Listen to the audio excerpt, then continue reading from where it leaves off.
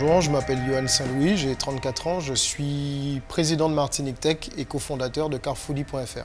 Martinique Tech est une association qui a été fondée en 2012. À la base, partie du constat qu'on est rentré, on était tous effectivement à Paris.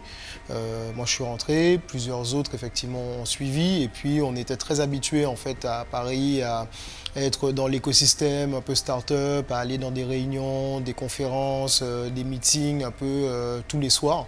Et quand on est rentré, se retrouvant un petit peu dans la configuration de l'entrepreneur qui monte une start-up en Martinique, on avait un petit peu cette absence en fait de rendez-vous et de choses qui existaient à l'instar de ce qu'il y avait dans les autres écosystèmes.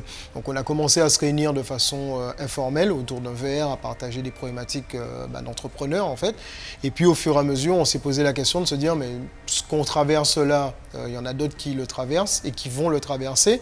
Et on a décidé de se structurer en association afin vraiment d'inscrire dans les statuts en fait que l'objectif principal de l'association, c'est de faire émerger des succès digitaux en Martinique.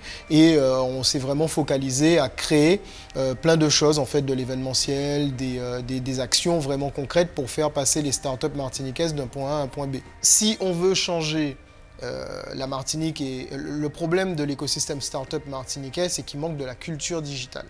Déjà il nous manque de la culture entrepreneuriale en local, il nous manque vraiment de la culture digitale. C'est-à-dire que dans des écosystèmes matures à Paris ou à New York ou autre, quand on est étudiant, on sait qu'il y a toujours un endroit où on passe la porte, où il y a une conférence, il y a des pairs, il y a des gens qui ont fait des choses à qui on peut parler très facilement. Ça n'existe pas ici. Et on a voulu en fait se dire, si on veut agir sur le futur de la Martinique, il faut agir sur les futurs décideurs et les futures forces vives de la Martinique, c'est-à-dire les étudiants. Donc on a décidé de faire un Startup Weekend en fait, mais axé sur les étudiants. Et ça nous a permis d'avoir à peu près une quarantaine de jeunes étudiants qui sont venus passer 72 heures non-stop. Donc on a eu l'armée qui nous a prêté des lits de camp, qui nous a prêté des glacières, ils ont dormi sur place, ils ont mangé sur place. On a eu des super partenaires qui nous ont assuré toute la bouffe, etc.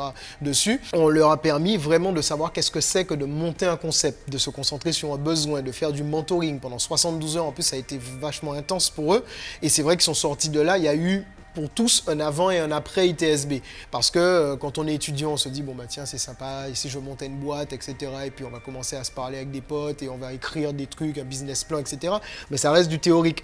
Et là, on leur a fait prendre conscience de certaines choses. Ils ont eu des mentors qui sont venus pendant tout le week-end, des gens qui sont des entrepreneurs confirmés. Donc là, on a 3 projets qui ont été lauréats, qu'on essaye aujourd'hui d'accompagner au sein de Martinique Tech, ce qui n'est pas forcément facile tout le temps parce que là encore, on a peu de moyens et surtout, on est tous des entrepreneurs. Mais là, on essaye de les suivre et on prépare déjà le prochain ITSB qui aura lieu normalement en décembre 2018.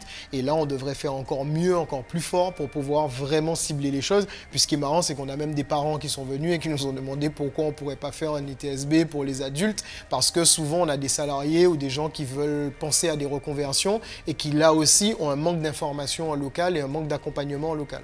On s'est posé la question plusieurs fois de savoir qu'est-ce qu'on pourrait faire pour faire développer un petit peu le digital.